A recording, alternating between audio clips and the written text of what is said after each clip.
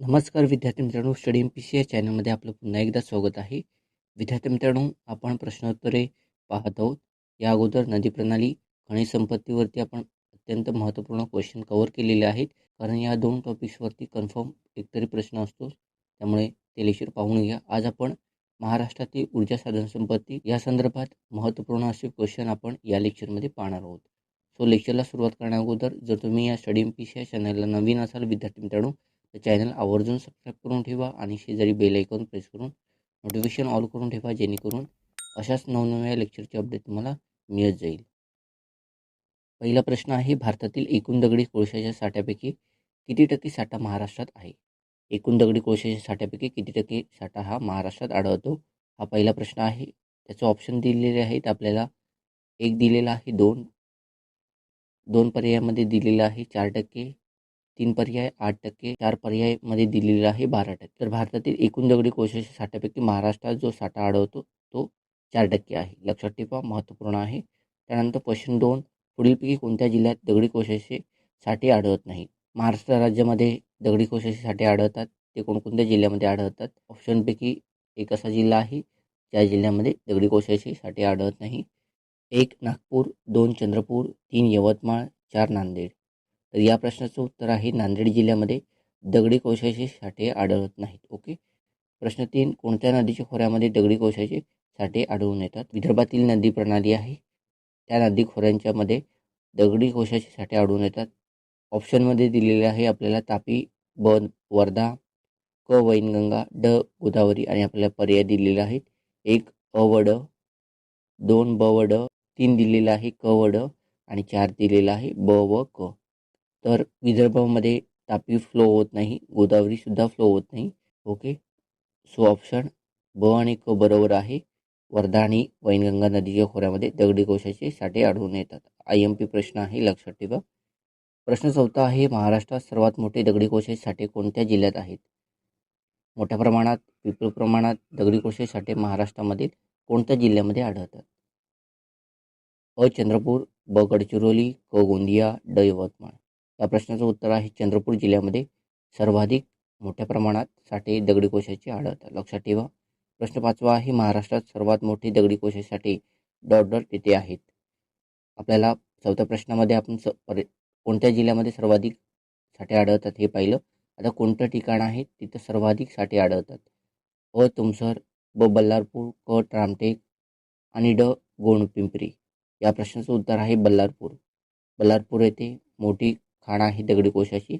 महाराष्ट्रातील सर्वात मोठी दगडी कोळशाची खाण आहे. लक्षात ठेवा, ही सुद्धा चंद्रपूर जिल्ह्यातील ठिकाण आहे बल्लारपूर. प्रश्न 6 आहे, महाराष्ट्रातील कोणत्या जलविद्युत प्रकल्पास अर्वाचीन महाराष्ट्राची भाग्यरेषा असे म्हणतात? कोणता असा जलविद्युत प्रकल्प आहे ज्याला आपण अर्वाचीन महाराष्ट्राची भाग्यरेषा असे म्हणतो? अ हतनूर, ब जायकवाडी, क विष्णुपुरी, ड कोयना. या प्रश्नाचं उत्तर आहे ड कोयना. याच जलविद्युत प्रकल्पास अर्वाचीन महाराष्ट्राची भाग्यरेषा असे म्हणतात. प्रश्न 6 उत्तर आहे ड कोयना.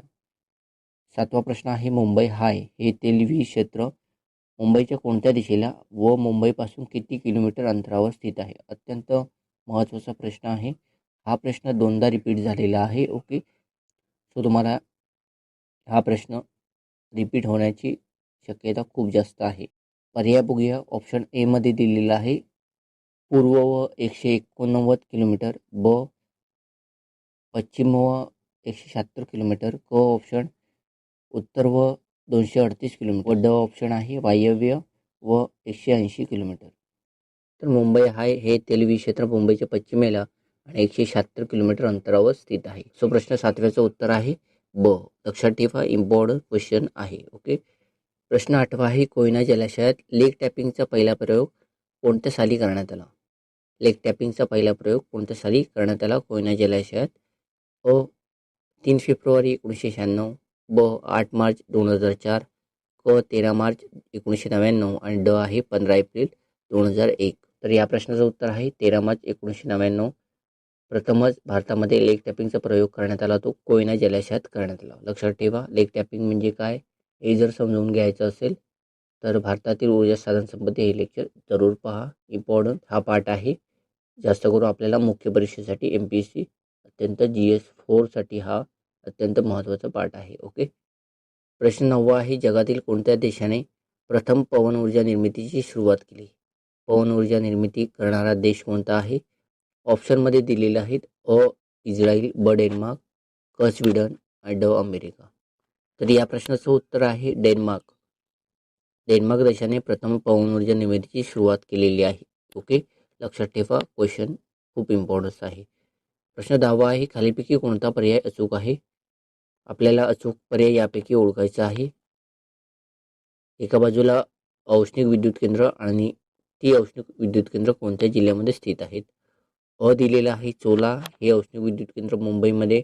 ब ऑप्शन आहे परळी, उस्मानाबाद जिल्ह्यामध्ये. क फेकरी, धुळे जिल्ह्यामध्ये. तर ड पारस, अकोला जिल्ह्यामध्ये. तर आपल्याला अचूक पर्याय यापैकी ओळखायचा आहे. पारस हे अकोला जिल्ह्यामध्ये स्थित आहे, लक्षात ठेवा. बाकीची चुकीचे आहे. चोला हे ठाणे जिल्ह्यामध्ये, परली बीड आणि फेकरी आहे ते जळगाव जिल्ह्यामध्ये स्थित आहे, लक्षात ठेवा, महत्त्वपूर्ण आहे. प्रश्न 11 आहे, योग्य जोडा जुळवा.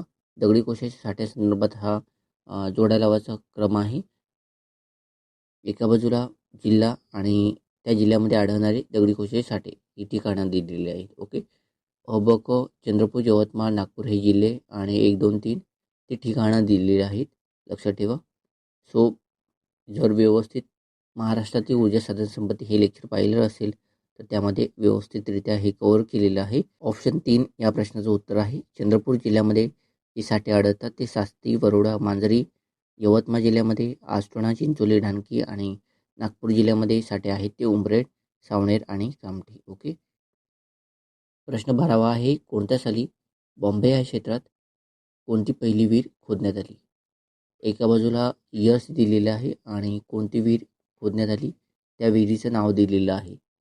सो ऑप्शन अ मध्ये 3 फेब्रुवारी 1974 बॉम्बे सम्राट, ब मध्ये 2 फेब्रुवारी 1999 सागर सम्राट, 3 मध्ये 3 फेब्रुवारी 1974 सागर सम्राट, ड मध्ये दिलेलं आहे 6 सप्टेंबर 1980 बॉम्बे सम्राट. या प्रश्नाचं उत्तर आहे 3 फेब्रुवारी 1974 मध्ये बॉम्बे ह्या क्षेत्रात पहिली तेलविहीर खोदण्यात आली, त्याचं नाव आहे सागर सम्राट, लक्षात ठेवा. प्रश्न 13 आहे, पवनचक्की कार्यान्वित होण्यासाठी सर्वात अनुकूल वाऱ्याचा वेग किती? ऑप्शन अ मध्ये दिलेला आहे सेकंदला 15 मीटर. ऑप्शन ब मध्ये दिलेला आहे सेकंदला 25 मीटर. क मध्ये सेकंदला 32 मीटर आणि ड मध्ये दिलेला आहे सेकंदला 47 मीटर. या प्रश्नाचं उत्तर आहे सर्वात अनुकूल वाऱ्याचा वेग आवश्यक असतो तो सेकंदला 15 मीटर. ओके, लक्षात ठेवा. त्यानंतर 14वा प्रश्न आहे, तारापूर अणु केंद्र कोणत्या देशाच्या मदतीने व कधी स्थापन करण्यात आले? तारापूर अणु केंद्र आहे ते कोणत्या देशाच्या मदतीने स्थापन करण्यात आलेलं आहे आणि कधी स्थापना त्याची करण्यात आली आहे? एका बाजूला देश आणि दुसऱ्या बाजूला त्याची स्थापना. ऑप्शन अ कॅनडा व मार्च 1975. ऑप्शन ब अमेरिका व फेब्रुवारी 1988. ऑप्शन क जर्मनी व जानेवारी 1997 आणि ऑप्शन ड अमेरिका व ऑक्टोबर 1969 मध्ये. तर या प्रश्नाचं उत्तर आहे ड, अमेरिकेच्या मदतीने तारापूर अणुकेंद्र उभारण्यात आलेलं आहे आणि त्याची स्थापना ऑक्टोबर 1969 मध्ये करण्यात आली, लक्षात ठेवा, महत्त्वपूर्ण आहे. प्रश्न 15 आहे, भारतातील पहिली अणुभट्टी केव्हा स्थापन करण्यात आली व कोणती अणुभट्टी स्थापन करण्यात आली, तिचं नाव काय? ओके, अत्यंत महत्त्वाचा प्रश्न आहे. अ मध्ये दिलेला आहे 1959 मध्ये व सायरस अणुभट्टी. ब 1965 ध्रुव अणुभट्टी. क 1956 अप्सरा अणुभट्टी. ड आहे 1989 झर्लिना. तर या प्रश्नाचं उत्तर आहे अप्सरा, 1956 मध्ये स्थापन करण्यात आलेली ही पहिली अणुभट्टी आहे, लक्षात ठेवा. प्रश्न 16 आहे, भारतातील स्वदेशी बनावटीची पहिली अणुभट्टी कोणती? संपूर्ण भारतीय बनावटीची पहिली अणुभट्टी कोणती आहे? अ सायरस, ब ध्रुव, क अप्सरा, ड झर्लिना. या प्रश्नाचं उत्तर आहे ध्रुव. ध्रुव ही अणुभट्टी स्वदेशी बनावटीची पहिली अणुभट्टी आहे, भारतीय बनावटीची पहिली अणुभट्टी आहे. ओके. प्रश्न 17 आहे, खालीपैकी अयोग्य पर्याय ओळखा आहे. त्यामध्ये आपल्याला चुकीचा पर्याय यापैकी ओळखायचा आहे. अ मध्ये दिलेला आहे एकलहरे, ब कापरखेडा, क उंबरेड आणि ड दुर्गापूर. तर क या प्रश्नाचं उत्तर आहे. क हे अणुविद्युत केंद्र आहे, तर बाकीचे ही औष्णिक विद्युत केंद्र आहेत. ओके. प्रश्न 18 आहे, भारतीय अणुशक्ती मंडळाची स्थापना केव्हा करण्यात आली? अ 10 ऑगस्ट 1948, ब 15 ऑगस्ट 1848, क 19 ऑगस्ट 1960, ड 27 ऑगस्ट 1975. तर या प्रश्नाचं उत्तर आहे 10 ऑगस्ट 1948मध्ये भारतीय अणुशक्ती मंडळाची स्थापना करण्यात आली. ओके. त्यानंतर 19वा प्रश्न, भाभा ऑटोमिक रिसर्च सेंटरची स्थापना केव्हा करण्यात आली? अ 3 जानेवारी 1949, ब 5 फेब्रुवारी 1857, क 3 जानेवारी 1954, ड 3 जानेवारी 1957. या प्रश्नाचं उत्तर आहे क 3 जानेवारी 1954मध्ये भाभा ऑटोमिक रिसर्च सेंटरची स्थापना डॉक्टर होमी जहांगीर भाभा यांनी केली होती. लक्षात ठेवा, महत्त्वपूर्ण आहे. क्वेश्चन नंबर 20, भारतातील कोणत्या स्थानिक स्वराज्य संस्थेने लेग टॅपिंगचा पहिला प्रयोग यशस्वी केला आहे? अत्यंत महत्त्वाचा प्रश्न आहे. यावरती प्रश्न अजूनपर्यंत विचारण्यात आलेला नाही, परंतु विचारला जाऊ शकतो. अ पुणे महानगरपालिका, ब मालेगाव महानगरपालिका, क कोल्हापूर महानगरपालिका आणि ड आहे मुंबई महानगरपालिका. तर या प्रश्नाचं उत्तर आहे ड मुंबई महानगरपालिका. मुंबई महानगरपालिकेने वैतरणा नदीवर बांधण्यात आलेलं मोडकसागर धरणाच्या जलाशयामध्ये लेग टॅपिंगचा पहिला प्रयोग यशस्वी केला होता. लक्षात ठेवा. प्रश्न 21वा आहे, भारतातील पहिली तेलवीर कोणत्या महामंडळाने खोदली आहे? सागर सम्राट ही तेलवीर आहे, पहिली वीर जी खोदण्यात आली ती विहीर कोणत्या महामंडळाने खोदली आहे? अ ऑप्शन आहे ONGC, ब NTPC, क IOC आणि ड BPCL. या प्रश्नाचं उत्तर आहे ONGCने पहिली तेलवीर खोदण्यात आली होती 3 फेब्रुवारी 1974मध्ये सागर सम्राट या नावाने. ओके. प्रश्न 22वा आहे, तेल व नैसर्गिक वायू महामंडळाची स्थापना केव्हा करण्यात आली? ONGCची स्थापना केव्हा करण्यात आली होती असा प्रश्न आहे. अ 28 एप्रिल 1953, ब 14 ऑगस्ट 1956, क 22 जुलै 1969 आणि ड 7 ऑक्टोबर 1980. या प्रश्नाचं उत्तर आहे 14 ऑगस्ट 1956मध्ये ONGCची स्थापना करण्यात आली. ओके, लक्षात ठेवा. 23वा प्रश्न आहे, कोयना जलाशयात लेग टॅपिंगचा दुसरा प्रयोग केव्हा करण्यात आला? पहिला प्रयोग आपल्याला पाहिलेला आहे 1999मध्ये, 13 मार्च 1999मध्ये, आणि दुसरा प्रयोग आहे तो कोणत्या साली करण्यात आला? अ जानेवारी 2010, ब मे 2004, क सप्टेंबर 1995 आणि ड एप्रिल 2012. या प्रश्नाचं उत्तर आहे ड एप्रिल 2012मध्ये दुसरा प्रयोग कोयना जलाशयात करण्यात आला लेग टॅपिंगचा. ओके. प्रश्न 24वा आहे, महाराष्ट्रात सर्वाधिक पवनचक्क्या कोणत्या जिल्ह्यात आहेत? अ सोलापूर, ब अहमदनगर, क सिंधुदुर्ग, ड सातारा. या प्रश्नाचं उत्तर आहे सातारा जिल्ह्यामध्ये जवळजवळ 700च्या आसपास पवनचक्क्या आहेत. ओके. प्रश्न 25वा आहे, जगातील लेग टॅपिंग प्रयोग करणारा पहिला देश कोणता आहे? लक्षात ठेवा, लेग टॅपिंग प्रयोगाची सुरुवात कोणत्या देशाने केली आहे? ऑप्शन अ आहे नॉर्वे, ब ऑस्ट्रेलिया, क इराण आणि ड भारत. या प्रश्नाचं उत्तर आहे नॉर्वे. ओके. नॉर्वे देशाने लेग टॅपिंगचा पहिला प्रयोग केला होता. हा स्कॅन्डिनेव्हियन देश आहे. ओके.